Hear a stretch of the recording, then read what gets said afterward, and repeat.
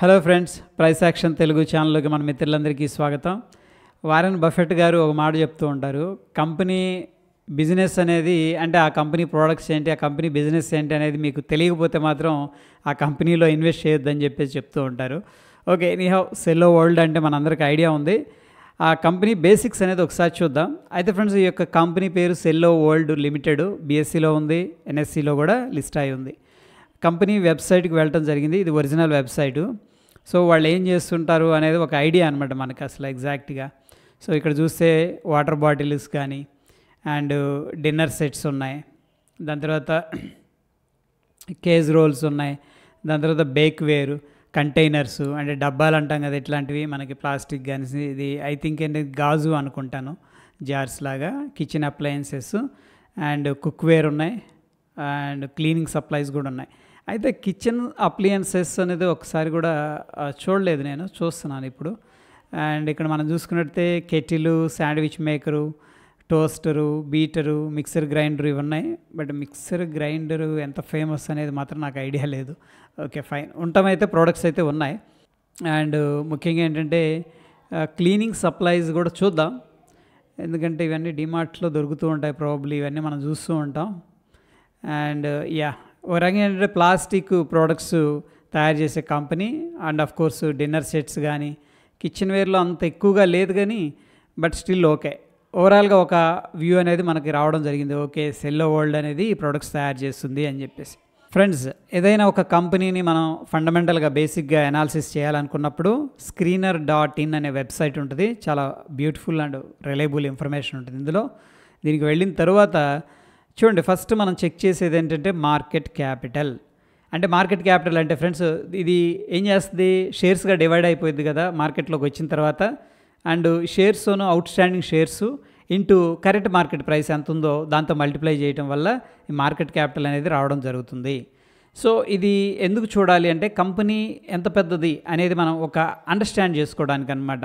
Okay, so ఒక్కొక్కసారి ఏంటంటే 5 కోట్లు 10 కోట్లు ఉన్న కంపెనీలు వస్తాయి. అది చాలా చిన్న కంపెనీలు, వాటిలో మనం తొందరపడి ఇన్వెస్ట్ చేయకూడదు అన్లెస్ అంటిల్ మనకు ఒక రీజన్ ఉంటే తప్పితే. So based on the market capital 16,941 కోట్లు ఉందంటే ఈ కంపెనీని మనం డీసెంట్ కంపెనీగా ఏది as per the market capital అనుకోవచ్చు. దాని తర్వాత సెకండ్ వచ్చేసరికి ప్రైస్ టు ఎర్నింగ్ రేషియో. ఇది వెరీ ఇంపార్టెంట్ అనమాట. ఇది తక్కువగా ఉందనుకోండి, దాని అర్థం ఏంటంటే కంపెనీ ఎర్నింగ్స్తో కంపేర్ చేసినప్పుడు చాలా తక్కువ ప్రైస్లో ఉందని చెప్పేసి చెప్పుకోవచ్చు. ఓకే, సో ఇక్కడ మనం ఎలా అర్థం చేసుకోవచ్చు మరి అంటే చూడండి, stock price to earning ratio ఎంత ఉంది, 50.1 ఉంది. అంటే దీని అర్థం ఏంటంటే కంపెనీ ₹1 అనేది ప్రాఫిట్ సంపాదిస్తుంది అనుకోండి, ప్రాఫిట్ మన ఇన్వెస్టర్ ఏం చేస్తున్నాడంటే ₹50 పే చేస్తున్నాడు, ఆ రూపాయి అనేది అది సంపాదిస్తూ ఉంటే. అయితే మరి ఇది చాలా ఎక్కువ కదా అంటే స్టాక్ మార్కెట్ అంటేనే అలా ఉంటుంది అనమాట. ఎప్పుడు కూడా ₹1 సంపాదించి ₹1 ఇన్వెస్ట్ చేయాలంటే కూడా కష్టం, అది అవ్వదు.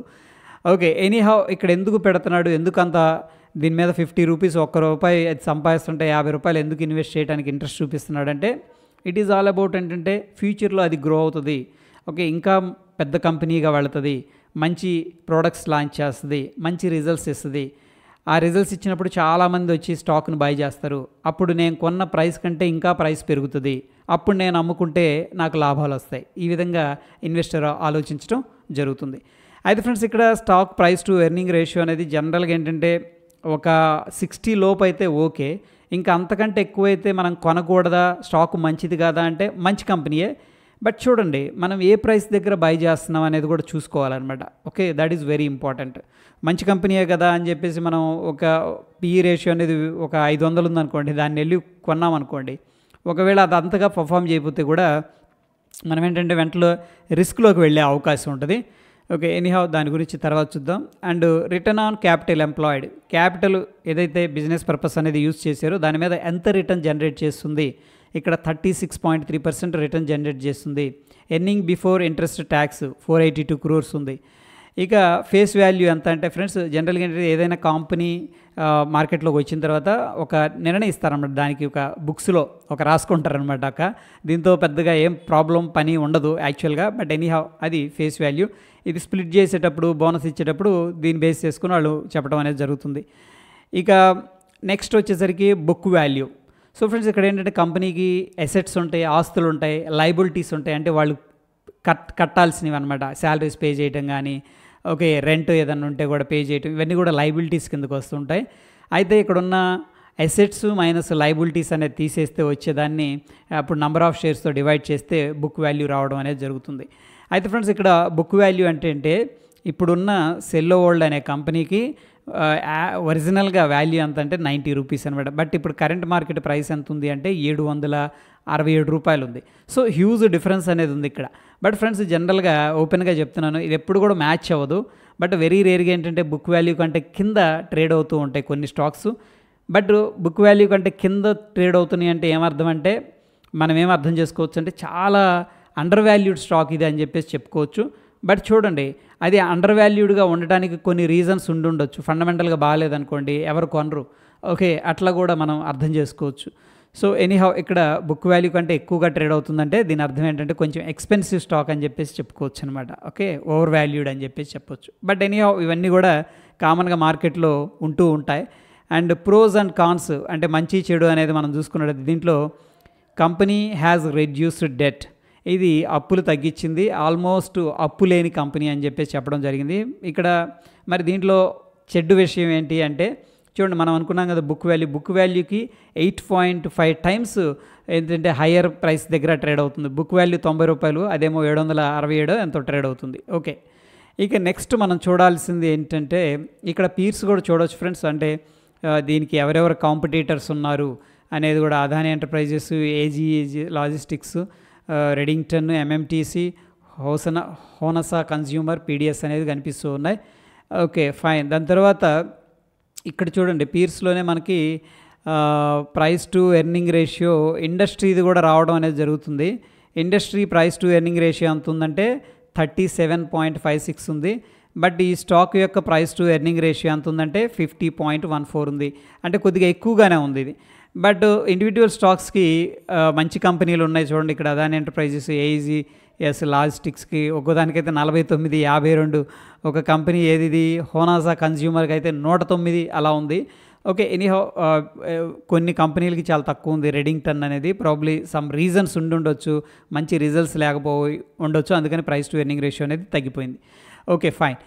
ఇక నెక్స్ట్ బేసికల్గా మనం క్వార్టర్లీ రిజల్ట్స్ అనేది కూడా చెక్ చేసుకోవాలి ఫ్రెండ్స్. ఇక్కడ మనం చూసుకున్నట్టయితే నెట్ ప్రాఫిట్ అనేది జూన్ 2022లో మనకు 66 కోట్లు ఇచ్చింది, జూన్ 2023లో 83 కోట్లు ఇచ్చింది, అండ్ సెప్టెంబర్ 2023లో 87 కోట్లు ఇచ్చింది, డిసెంబర్ 2023లో 91 కోట్లు, మార్చి 2024లో 96 కోట్లు, జూన్ 2024లో 89 కోట్లు, సెప్టెంబర్ 2024లో 87 కోట్లు ఇచ్చింది.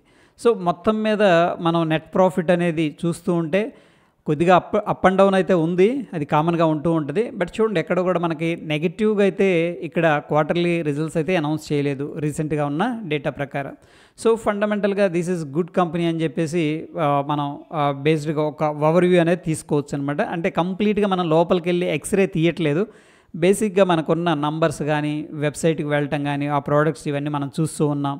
సో దాన్ని బట్టి మనం ఒక వ్యూ అనేది తీసుకోవడం జరిగింది. రైట్. ఇక టెక్నికల్గా మనం ఒకసారి అబ్జర్వ్ చేస్తే చూడండి, లిస్ట్ అయింది రీసెంట్గా లాస్ట్ నవంబర్ 2023లో మంచి లో అనేది క్రియేట్ చేసింది 710 దగ్గర, ఏది వీక్లీ టైం ఫ్రేమ్లో. అక్కడ నుంచి చూస్తే 747 ఈ మధ్యలో ఒక స్ట్రాంగ్ రిజెక్షన్ అయితే జరిగింది. ప్రీవియస్గా ఏం చేసిందంటే ఈ లెవెల్కి వచ్చినప్పుడు బయర్స్ అనేవాళ్ళు యాక్టివేట్ అయిపోయారు. ఎలా తెలుస్తుంది మనకి చూడండి, అబ్జర్వ్ చేయండి. ఈ ప్రైస్కి రాగానే వెంటనే రిజెక్షన్ అనేది జరిగింది, అక్కడ నుంచి కూడా సిగ్నిఫికెంట్ బౌన్స్ అయింది. ఎక్కడి నుంచి మనం చూసుకున్నట్టయితే అప్రాక్సిమేట్గా 36% పైకి వెళ్ళిన తర్వాత మళ్ళీ ఏమైందంటే అక్కడ నుంచి ఇప్పుడు ప్రస్తుతం కిందకి రావడం అనేది జరిగింది. అండ్ ప్రీవియస్గా ఏదైతే జోన్ ఉందో ఏది 710, 747 ఆ మధ్యలో అదే లెవెల్కి రావడం అనేది జరిగింది. సో ప్రాబబ్లీ మనం అగైన్ బయర్స్ యొక్క యాక్టివిటీ అనేది మనం ఇక్కడ చూడవచ్చు. అయితే ఫ్రెండ్స్ వాల్యూమ్స్ అనేది చూడండి, మార్కెట్ అంటే ఈ యొక్క పర్టికులర్ స్టాక్ పైకి వెళ్ళేటప్పుడు పెద్ద పెద్ద వాల్యూమ్స్ పార్టిసిపేట్ చేస్తున్నాయి, కిందకు వచ్చేటప్పుడు అసలు వాల్యూమ్సే లేవు. ఇది ఫస్ట్ సైన్ అనమాట, ఈ కంపెనీని వదిలించుకోవాలా లేకపోతే యాడ్ చేసుకోవాలా అంటూ ఉంటాం కదా. అటువంటి వాటిలో ఫస్ట్ క్లూ ఏంటంటే వాల్యూమ్స్ని ఎవ్వరూ మ్యానిపులేట్ చేయలేరు.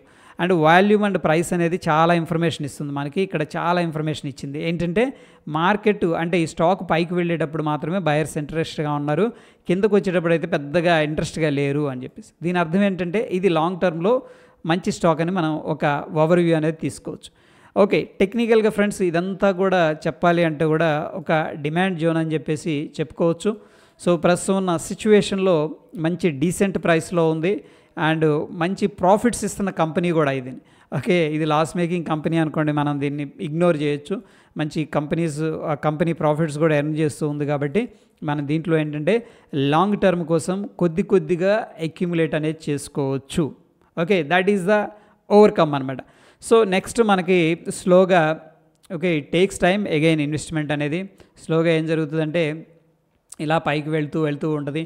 ఇక ఎప్పుడైతే ఈ లెవెల్ అనేది క్రాస్ అవుట్ జరుగుతుందో అప్పుడు టెక్నికల్ ట్రేడర్స్ ఎవరైతే ఉన్నారో అండ్ ఏదైతే బ్రేక్అవుట్ ట్రేడర్స్ ఉంటారో వాళ్ళందరూ కూడా పార్టిసిపేట్ చేయడం అనేది జరుగుతుంది.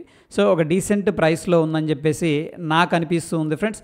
ఎనీహౌ ఏంటంటే ఇది మన వైపు నుంచి రికమెండేషన్ అయితే చేయట్లేదు, నాకు పర్సనల్గా ఇంట్రెస్ట్గా అనిపిస్తుందని చెప్పి జస్ట్ మీకు షేర్ చేస్తూ ఉన్నాను. ఓకే, సో చూడండి, మీరు కూడా మీకు బాగుంది పర్సనల్గా రీసెర్చ్ చేయండి, మీరు కూడా బాగుందంటే కూడా కొద్దిగా యాడ్ చేసుకునే ప్రయత్నం అనేది చేయండి. ఎందుకంటే ఫ్రెండ్స్ కొన్ని క్వాలిటీ స్టాక్స్ అనేది కొన్నిసార్లు లైమ్ లైట్లోకి రావన్నమాట. ఓకే, సో బట్ అటువంటిప్పుడు మనం కన్నా కొద్దిగా ఇన్వెస్ట్ చేసుకొని ఉన్నామనుకోండి, అవే చిన్నగా మంచి రిజల్ట్స్ అనేది తీసుకొస్తాయి. ఓకేనా, ఒక పాజిటివ్గా నేను మాట్లాడుతున్నాను, ఈ స్టాక్ ఏదో బయాస్లో నేను వెళ్ళట్లేదు.